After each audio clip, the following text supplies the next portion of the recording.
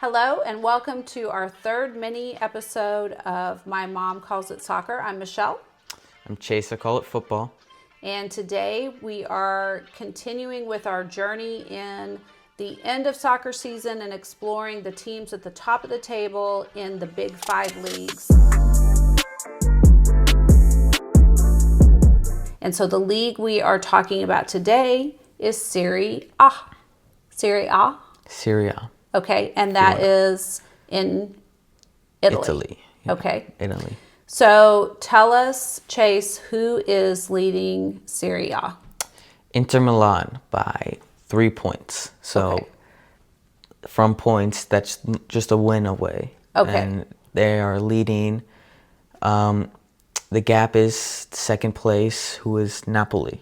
Okay. They are 3 points behind. So we talked in the last episode about points, but we just refresh our memories on how points are awarded. 3 points is a win, 1 point is a draw, 0 is a loss. Okay. So if Inter Milan were to lose a game and Napoli were to win, they can gain points by winning. Okay. And then it can be determined, first place can be determined by goal difference. Okay. Which is how many goals you've scored versus how many goals you've conceded. Okay. So the team that has a higher goal difference would then still be first place. Okay. So we had a game in one of our regular episodes. We previewed a game earlier this year between Inter and Napoli, and it was very competitive. It ended 1-1. Yes, so it ended in a draw, correct?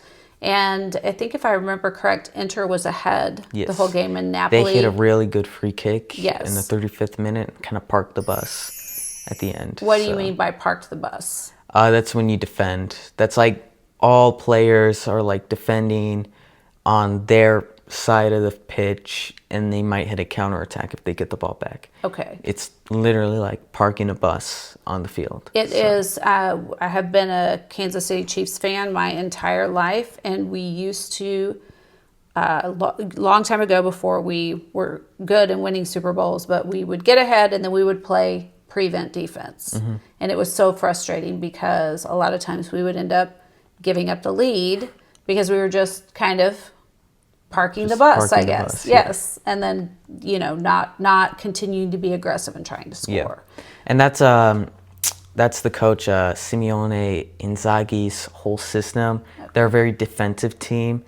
They're really good in like transition, especially their players their strikers move to like left wing or fullbacks or even midfielders, and the midfielders can go to strikers and stuff like that. They really like to transition positions to confuse defenses, and when they get a goal, they're going to park the bus for the rest of the game. Okay, so that's just kind of how they play. That makes sense. And their defensive system really keeps them compact. Okay. But they will go out and get like another goal if they can. Okay. Against a smaller team, but if it's against a big team, they'll just probably take a 1-0 win. So. Okay.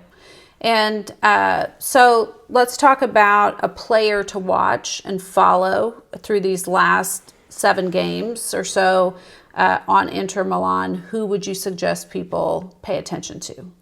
Marcus Thuram. Marcus Thuram? Yeah. Okay. It's people say Thuram and stuff like. Thuram. I believe he's French. Okay. So. Okay. And what position does he play? Why should we watch him? He plays as a striker. Okay. So with Lautaro Martinez, they both play strikers. They're both strikers on the pitch. Okay. So do they never play together? Like, is it one or the other? Oh, they do play together. They're both on the pitch. Okay. So. And when they're both on the pitch, are they both technically playing striker? Okay. They still are, yeah. So you can play... But once again, they can transition to like fullbacks or midfielders and stuff like that. Okay. They really confuse teams. So. Okay. And so you believe he's French? Okay. Anything else to know about him? Is he a fast player? Is he flashy? Is he a workhorse? Kind of how would you describe him? He is a workhorse, and he's pretty smart as well. And that's why he works so well in Inzaghi's system. He kind of plays as like a relaxed striker.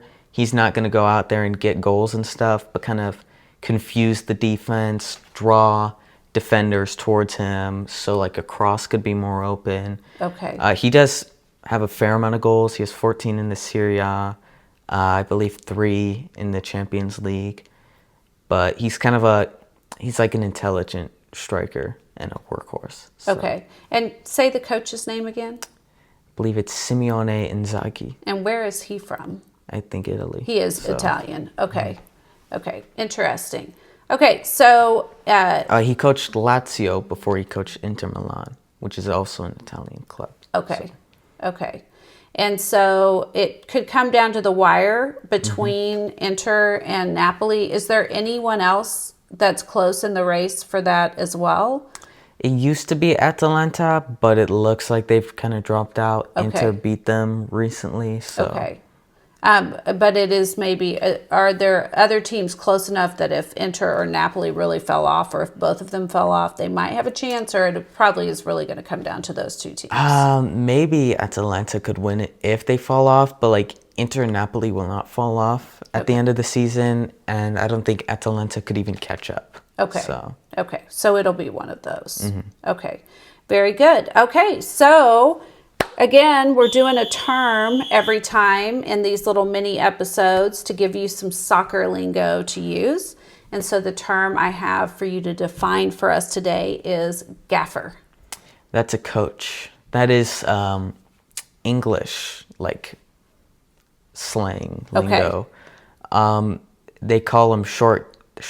They call them gaff. Okay. It's like a gaff, a gaffer. That's just what they call them. In reality, in football, soccer, they're called managers. Okay. Or you can even call them coaches, but people in England just call them a gaffer. Okay. So. And again, I was familiar with this from Ted Lasso because they refer to him as gaffer. And so I had never heard that before, but yes, that is the common term that's used in Premier League football. I don't know what the Italian translation is of that. I don't know. I can tell you. So. But we know who the gaffer is for Inter Milan. Yeah. Say his name again. Simeone Inzaghi. Very good. Simeone Inzaghi. Inzaghi. Inzaghi. Yeah. Okay. All right. Very good. So that's it for this. Again, another team for you to follow out through the end of the season in the Serie A League, which is Inter Milan. And now we're going to turn it over to a mini minute on the map with Grandma to tell us a little bit about Milan. Inter Milan is formerly known as FC Internazionale Milano, and it was founded in 1929 after a schism with the Milan Football Club and Cricket Club.